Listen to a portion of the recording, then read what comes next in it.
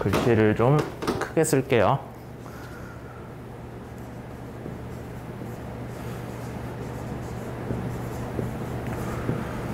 우리가 지금 3장에서 하고 있는 건 점성저항인데 점성저항에 대해서 이제 크게 두 가지를 얘기를 했어요.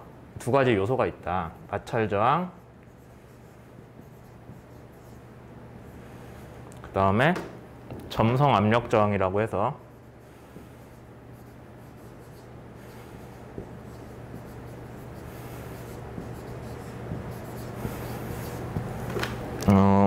배 주위를 가는 유동이 에너지를 마찰 때문에 잃고 아니면 점성 때문에 잃고 선미로 가면은 원래는 선미 형상 때문에 압력이 회복돼야 되는데 그러지를 못해서 완전히 회복이 안 돼서 선수랑 선비의 압력 차이가 발생을 하는 걸로 인한 저항이었죠. 그래서 이거 두 가지가 있다라고 얘기를 했는데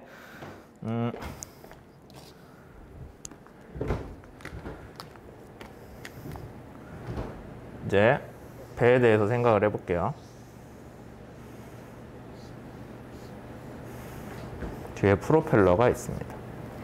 이게 상태가 안 좋은 매직 같으니까 얘는 지우고. 우리가 배는 뭐 길이는 L이고요.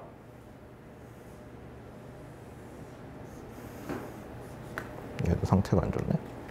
길이가 L이고 속도가 V라고 합시다. V. 그렇게 했을 때 프루드 수랑 레이놀드 수를 구할 수가 있었죠. FR이라고 쓸게요.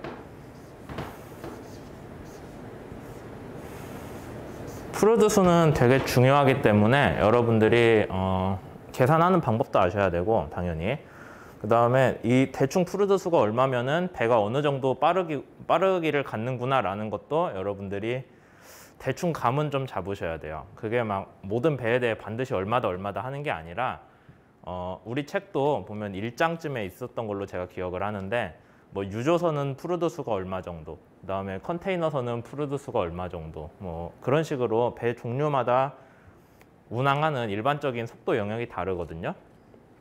그런 거를 여러분들이 알아두셔야 되겠죠. 오늘은 점성저항에 대한 얘기를 할 거니까 레이놀드 수가 위주로 얘기를 할게요. 레이놀드 수가 더 중요해서.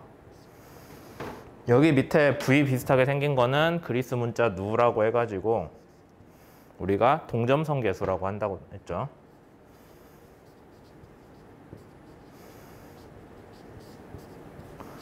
이거 단위는 어떻게 추정을 하는지 여러분들한테 두 가지 방법으로 저번 시간에 알려줬었어요.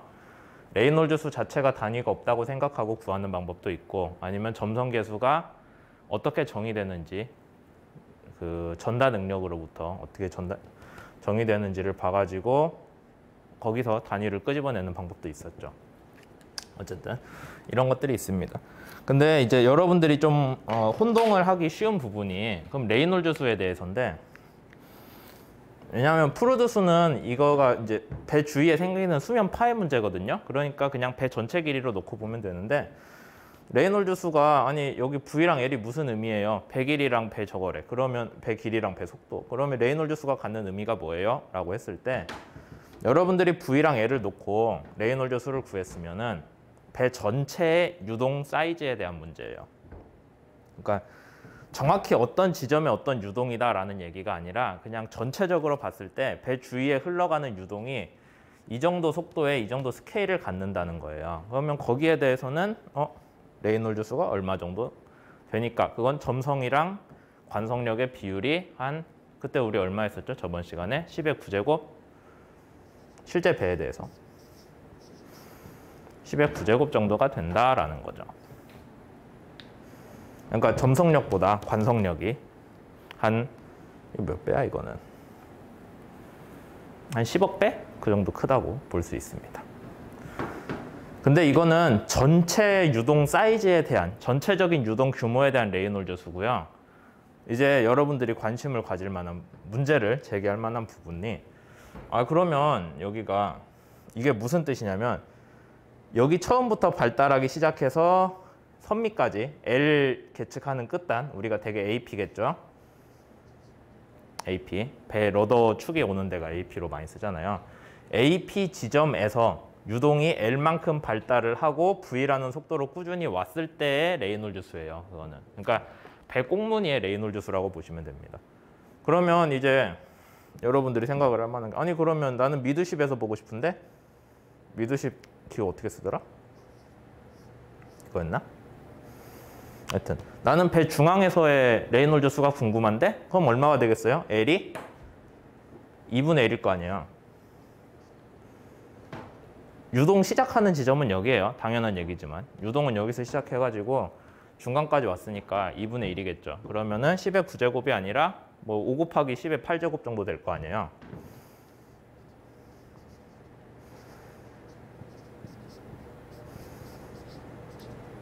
이렇게 되겠죠. 반절이니까. 길이가 반절이니까. 그 다음에 또 나는 4분의 1, 뭐 나는 8분의 1, 16분의 1 계속 가면은 그 지점에서의 레이놀즈 수는 L이 줄어들었으니까 유동 시작하는 지점에서부터의 길이인 L이 줄어들었으니까 그만큼 레이놀즈 수가 작아지겠죠. 어딘가는 가면은 뭐 한 10의 6제곱 정도 되는데도 나올 거예요. 그럼 10의 6제곱 정도면 우리가 뭐라고 부르냐면은 측류에서 난류로 넘어가는 중간이니까 천이 영역.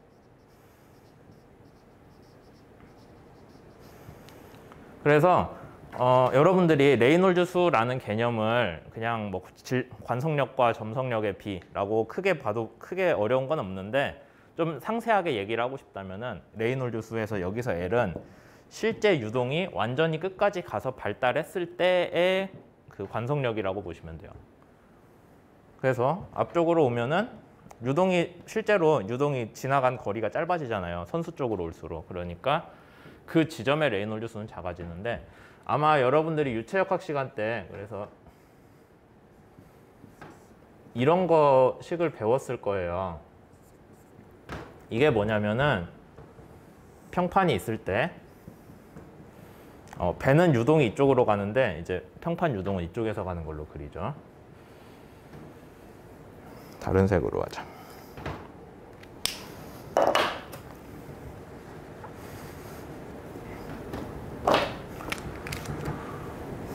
처음에는 벽에 영향이 별로 없죠.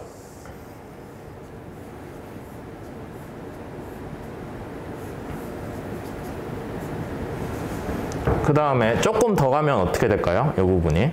지금 살짝 속도를 배 벽면에서는 속도가 0이고 그 다음에 옆에 속도는 V로 오고 있기 때문에 여기가 이런 식으로 조금만 에너지를 잃었는데 멀리 갈수록 마찰 때문에 에너지를 더 잃죠. 마찰 때문에 에너지를 더 잃습니다.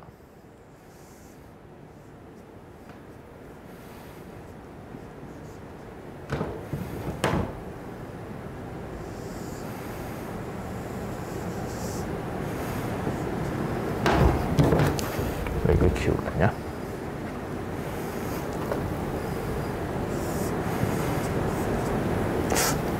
좀 더 많이 잃은 것처럼 그릴게요. 보기 쉽게.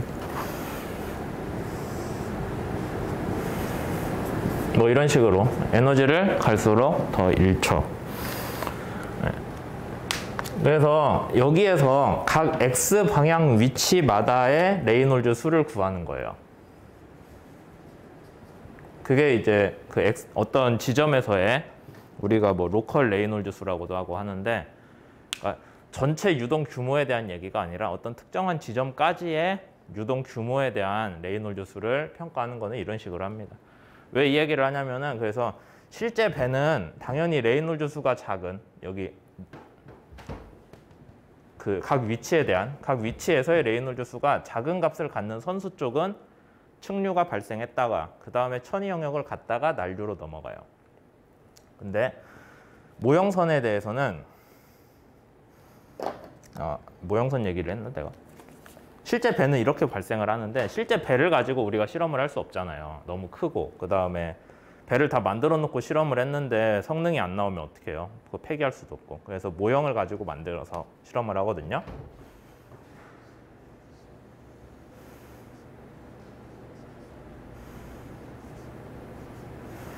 그럼 모형에 대해서는 레이놀즈 수가 한 10의 7제곱 정도 나와요. 대충 계산하면 모형선 길이 한 5m 정도 하고요. 4에서 5m 정도. 그 다음에 속도는 프루드 수에 서로 똑같게 하거든요. 뭐 그건 뒤에서 배워요. 4장에서. 근데 그런 걸 다 하면은 레이놀드 수가 한 10의 7제곱 정도 나옵니다. 그렇게 보면은 여기 끝에가 레이놀드 수가 10의 7제곱이라는 거잖아요. 중간쯤 하면은 5 곱하기 10의 6제곱. 그러면 길이 한 10분의 1 정도 되면은 10의 그냥 6제곱이겠죠. 그럼 이게 무슨 뜻이에요? 앞쪽은 다 측류거나 천이 영역으로 유동이 나오는 거죠. 실제 배는 아주 조금만, 실제 배의 길이에서는 무시할 수 있는 비율만 측류였는데 앞에 정말 조금만 측류고 그 다음부터는 다 난류가 되는데 모형선에 대해서는 모형선은 근본적으로 레이놀드 수가 작기 때문에 실제 배에 비해서 앞에 상당 부분이 측류해서 천이 영역을 차지를 하더라라는 문제가 있는 거죠. 이제 거기에 대해서 어떻게 대응하는지는 4장에서 배울 거고 우선 이런 식으로 우리가 그냥 이번 장에서 주로 난류 얘기를 하기는 하는데 그 난류가 100% 난류는 아니고 앞에 조금 이 정도는 있었더라라는 거는 여러분들이 알아두시는 게 좋아요. 그러니까 처음 시작할 때부터 난류였던 유동은 없어요. 측류로 시작을 해서 조금씩 발달을 해서 난류로 가죠. 그래서 실제 배에서는 그 비율이 아주 작기 때문에 실제 배에 그 마찰 저항 아니면은 점성 관련한 문제를 풀 때는 굳이 측류 문제를 들고 오지 않아도 돼요. 그냥 난류로 처음부터 해도 조금밖에 측류 영역이 없으니까 걔는 무시해도 돼요. 근데 모형선에 대해서는 좀 무시하긴 힘든 정도 수준일 거다. 뭐 거기에 대해서 어떻게 대응하는지는 4장에서 배우겠죠. 어쨌든 그런 내용들이 있었습니다. 그게 이제 점성에서 난류 얘기를 하는 이유가 되는 거고요. 이제 여기 얘기로 다시 넘어와서 여러분들이 아마 이 로컬 레이놀드 수에 대해서 배웠으면은 기억을 하는 게 대충 얼마에서 측류가 나오고 얼마에서 난류가 나온지가 있거든요. 10의 한 5제곱까지는 측류네. 측류. 그 다음에 천이 영역하고 확실히 난류로 접어드는 게 10의 6제곱 정도. 사이는 천이. 이제 여기서 어떤 식의 문제가 발생하는지를 얘기를 드릴 건데요. 레이놀드 수가 작을 때는 그냥 유동이 점성의 영향이 아직은 큰 거예요. 점성의 영향이 크기 때문에 유동이 함부로 자기 마음대로 움직이진 못하고 옆에 애들이 움직이는 거를 따라서 가요. 근데 이제 레이놀드 수가 커지면 다른 말로 하면은 진행 거리가 길어지면이겠죠. 여기에서는 여기가 x잖아. x가 커질수록 x가 커져갖고 저 멀리쯤 가면은 레이놀드 수가 높아진단 말이에요. 그게 이제 레이놀드 수가 높아졌으니까 우리가 난류다라고 할 수는 있는데 그 난류에서 어떤 현상이 벌어지는지를 좀 설명을 하려고 하거든요. 뭐 얘는 한 10의 4제곱쯤 되겠지.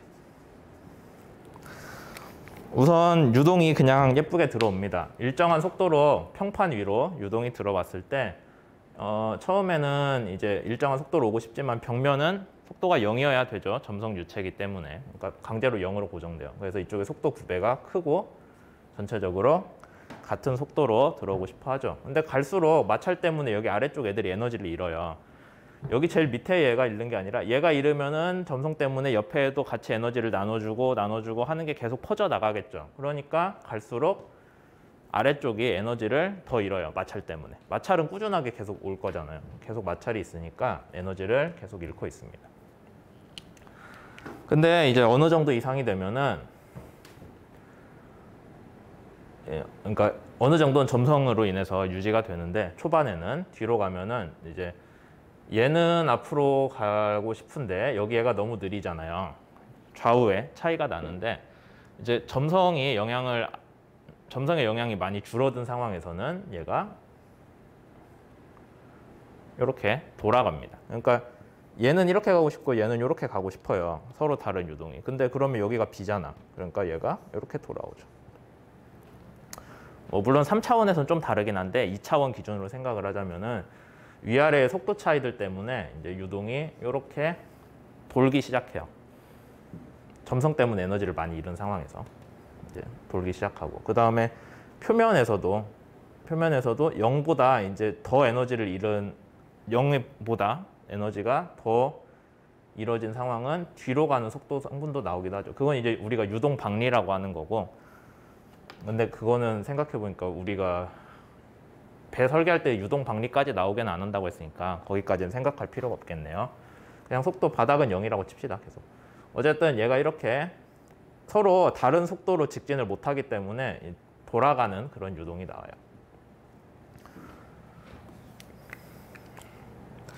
그러면 여러분들이 여기서 생각을 해볼 만한 문제가, 여기 잃어버린 에너지는 다 어디로 갔을까요?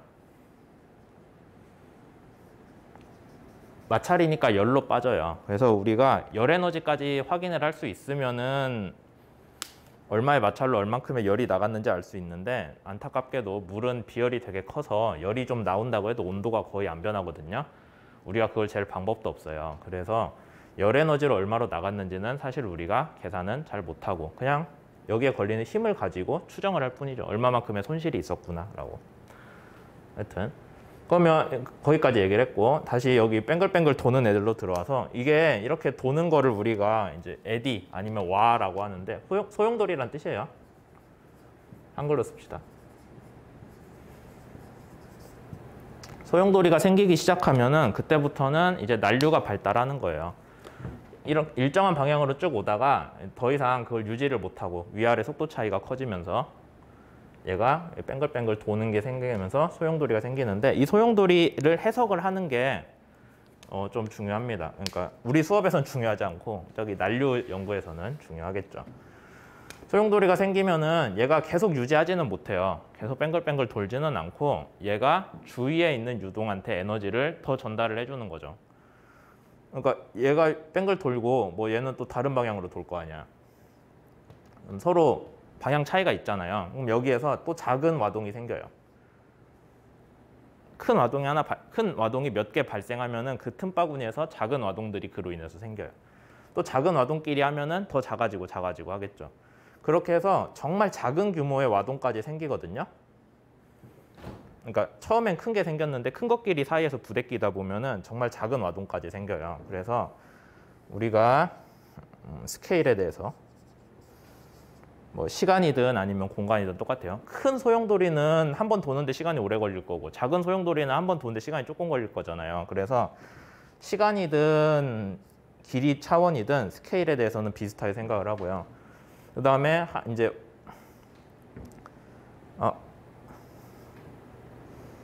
미안, 이거 잘못 썼다 내가. 스케일이긴 한데 이쪽으로 갈수록 작아지는 걸로 표현하거든요. 그러니까 시간분의 1이나 길이분의 1로 생각해야겠죠. 역수로. 이쪽이 작은 와동이에요. 그래서 스케일이 큰 와동, 처음에 발생한 큰 와동은 에너지도 지가 크겠죠. 크게 도니까 에너지를 많이 갖고 있을 거 아니에요. 근데 얘가 작은 걸로 에너지를 전달을 해줄수록 작은 와동은 에너지를 갖는 단계가 있거든요. 계속합니다. 그래서 에너지가 쭉 줄어들어요. 작은 와동으로 갈수록. 근데 작은 와동의 개수는 늘어날 거 아니에요. 큰 거 하나에서 작은 거 하나로 가진 않겠지. 큰 거 하나가 작은 거 여러 개를 뿌릴 거잖아요. 그래서 전체 에너지 양은 일정한데 작은 와동으로 에너지를 전달을 해주는 거죠. 그렇게 돼서 정말 작은 데까지 가면은 다시 레이놀즈수 문제로 돌아와서, 정말 작은 와동에 대해서는 뭐 길이 차원은 우리가 d 다이어미터라고 할 수 있고, 그 다음에 시간은 뭐 이거 한 바퀴 도는데 시간? 속도지, 속도. 여기 속도는 얘가 한 바퀴 도는데 걸리는 시간이 있다고 하고, 뭐 걔를 t로 지름으로 나눠준다거나 하면 대표적인 속도가 나오겠죠. 속도 차원이. 이제 이걸 해가지고 레이놀즈, 이 y에 대한 레이놀즈 수를 구하면은 언젠가는 누는 일정한데 얘가 줄어들잖아요. 작은 와동에서는. 그래서 언젠가는 얘가 1이 됩니다.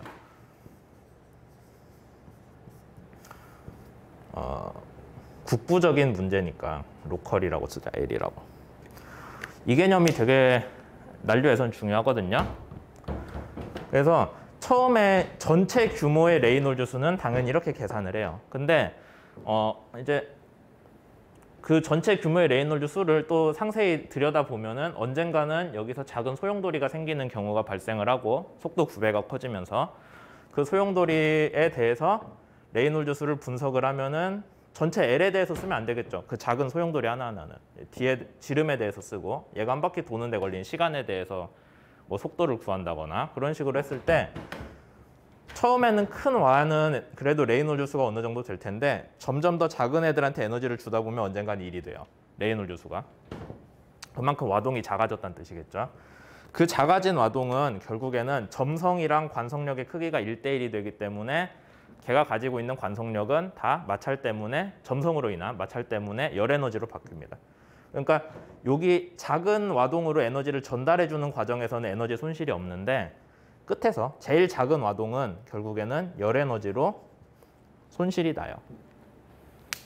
결국 우리가 측류에서는 와동 생각 안 하고 그냥 한 번의 마찰 때문에 열이 나갔다라고 했는데 난류에서도 뭐 경향은 좀 다르지만 결과적으로는 가지고 있는 에너지가 점점 더 작은 와동으로 인해서 전달하다가 작은 에너지들로 전달되다가 언젠가는 자기가 가진 관성력이랑 점성의 크기가 비슷할 때까지 가서 거기서는 열 에너지로 날아간다라는 얘기를 하는 거죠. 아마 유체 수업 때 배웠을 수도 있고 안 배웠을 수도 있는데 이런 식으로 에너지를 난류가 갖는 에너지를 이렇게 더 작은 애들로 내려보내잖아요. 그 폭포 같다고 해서 에너지 캐스케이드라고 하거든요. 네, 이 개념이 난류에서는 되게 중요합니다.